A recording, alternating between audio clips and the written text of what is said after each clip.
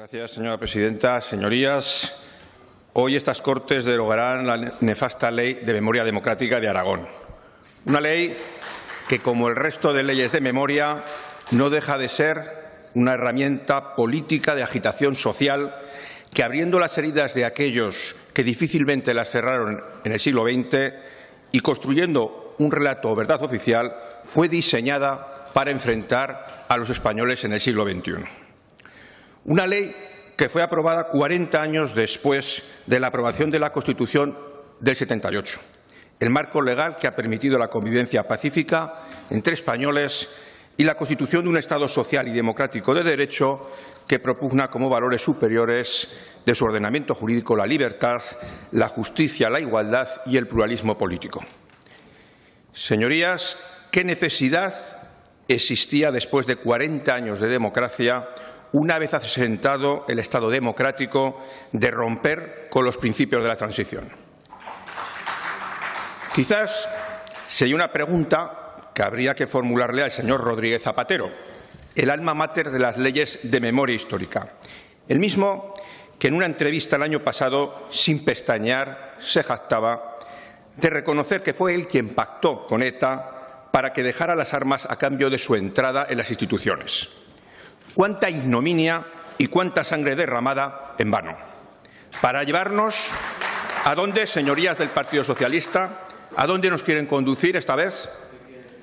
Señorías, frente a esa estrategia de confrontación, hoy tramitamos la proposición de ley de derogación de la Ley de Memoria Democrática de Aragón y lo hacemos conforme al artículo 207.1 del reglamento de estas Cortes en lectura única. Una derogación que ha llevado a este grupo varios años de elaboración hasta que al final va a poder ver la luz. He de recordar a sus señorías que el tema ya fue objeto de debate en la legislatura pasada y que fue, en ese caso, la voluntad de los aragoneses, expresada en una mayoría contraria, quien desestimó en el Pleno la iniciativa que Vox presentó. La situación actual es diferente. La voluntad mayoritaria de los aragoneses es contraria a esta ley, como así lo ratificaron las urnas el 23 de julio, quedando recogida esta medida en el acuerdo de gobierno suscrito entre Partido Popular y Vox. En noviembre se anunció su tramitación, se hizo público el texto de esta y hace 2 semanas se tomó en consideración. No creo que se pueda decir que a ustedes les ha cogido desprevenidos o que no hayan tenido tiempo de valorarla. Por otro lado, en Vox no tenemos ninguna duda que sus señorías, dado el talante democrático del que hacen gala, aceptarán la expresión de la voluntad de los aragoneses también en esta ocasión. No vamos a insistir demasiado en aspectos que quedaron ya claramente expuestos en la intervención que realizamos en la toma en consideración. Estamos ante una ley que atenta contra la libertad de pensamiento, de conciencia, de expresión, de cátedra, y una ley que además considera interesadamente obligación de los poderes públicos la construcción de un relato histórico oficial que luego sirva de herramienta política de adoctrinamiento en las escuelas y de confrontación en el debate político. Ustedes han desenterrado a Franco. Gracias a ustedes, Franco está en el debate político más vivo ahora que hace 30 años. Ante la decadencia ideológica y numérica del socialismo en Europa, ¿quieren ustedes asemejarse a esos políticos de la Segunda República a los que ustedes idealizan? Y a la derecha la quieren tachar de franquista, en un intento de simplificación en la que ustedes son los únicos defensores y garantes de la libertad. Una estrategia que les han comprado la mayor parte de los medios apesebrados y a la que la derecha más acomplejada ha sucumbido. Pero díganme ustedes qué opinión les merece la siguiente aseveración pronunciada por el dirigente socialista Largo Caballero tras la debacle electoral del PSOE en la segunda legislatura de la República, año 1933. Decía así: en las elecciones de abril de 1931, los socialistas renunciaron a vengarse de sus enemigos y respetaron vidas y haciendas. Que no esperen esa generosidad en nuestro próximo triunfo. La generosidad no es arma buena. La consolidación de un régimen exige hechos que repugnan, pero que luego justifica la historia.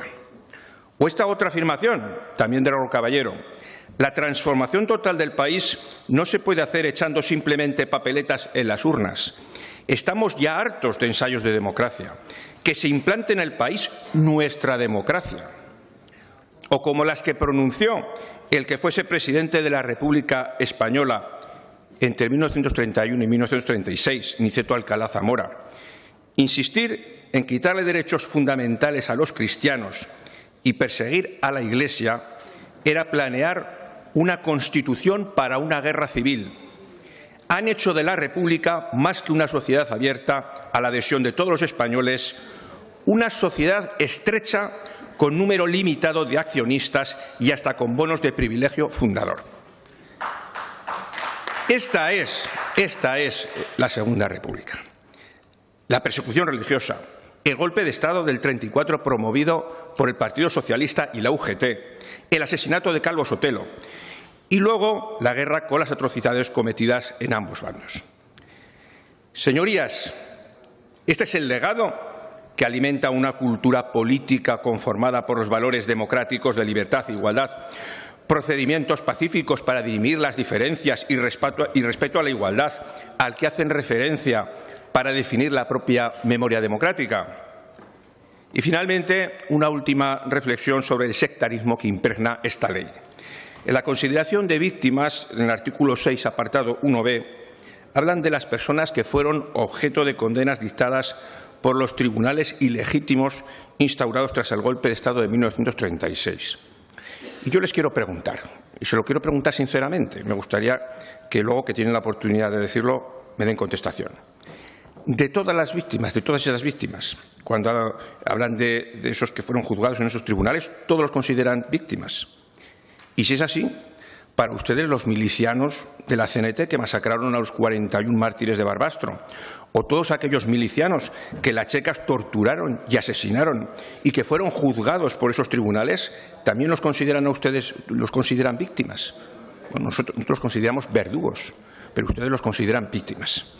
Señorías, no vamos a entrar en el análisis de las enmiendas porque, como comprenderán, nuestra posición está claramente definida, es la de la derogación de la totalidad de la ley, dado que para dar cumplimiento a determinadas obligaciones y compromisos que hemos acordado los partidos que sustentamos al Gobierno, como es en lo referente a las exhumaciones y que ya quedó perfectamente aclarado, no es necesaria el mantenimiento de ninguna de esas enmiendas, ni de siquiera de la propia ley. Pero sí que nos vamos a detener en el texto de motivación que el aragonesista ha presentado en todas las enmiendas para justificar el mantenimiento de la ley. Se refiere a la necesidad de proteger los valores de convivencia, respeto, igualdad y cultura de la paz. Señorías, esta redacción demuestra lo dicho anteriormente. Señor Morón. Sí, termino muy brevemente. Que ustedes con esta ley quieren volver a un Estado preconstitucional, anterior al refrendo mayoritario que tuvo la Constitución del 78. Porque, señorías, para Vox, como ya he manifestado al principio de la intervención, la Constitución española de 1978 ha permitido la convivencia pacífica entre españoles y la constitución de un Estado social y democrático de derecho que propugna como valores superiores de su ordenamiento jurídico la libertad, la justicia, la igualdad y el pluralismo político. Muchas gracias. Gracias, señor Morón. Gracias, señora presidenta. Pues desde nuestro grupo, desde luego, manifestar nuestra profunda satisfacción por haber conseguido poder denegar y poder suprimir esta ley liberticida que desde hace tantos años hemos denunciado. La verdad es que yo creo que hoy la exposición lo he dejado bastante claro, pero bueno, siempre tienen la mediateca para poderlo volver a escuchar. La oposición a esta ley fundamentalmente es, aparte de porque coarta una serie de libertades, porque esta ley hay que entender claramente por qué se diseñó. ¿Por qué se diseñó? ¿Por qué la diseñó el señor Zapatero? La diseñó para enfrentar a los españoles y para intentar asear la historia del Partido Socialista. Porque la historia del Partido Socialista y la historia del Partido Socialista en la Segunda República difícilmente conseguirán ustedes asearla. Desde luego, Vox seguiremos en las instituciones denunciándola. Y mire, Vox no estaba en la Segunda República. Ustedes sí. Y Vox no estaba en las checas. Y ustedes sí. Y ustedes sí, sí, sí. Y ustedes son responsables. Ustedes son responsables de acontecimientos muy trágicos que han ocurrido en la historia de España en el último siglo. Por lo tanto, Vox, desde luego, seguiremos denunciando estas situaciones. Muchas gracias.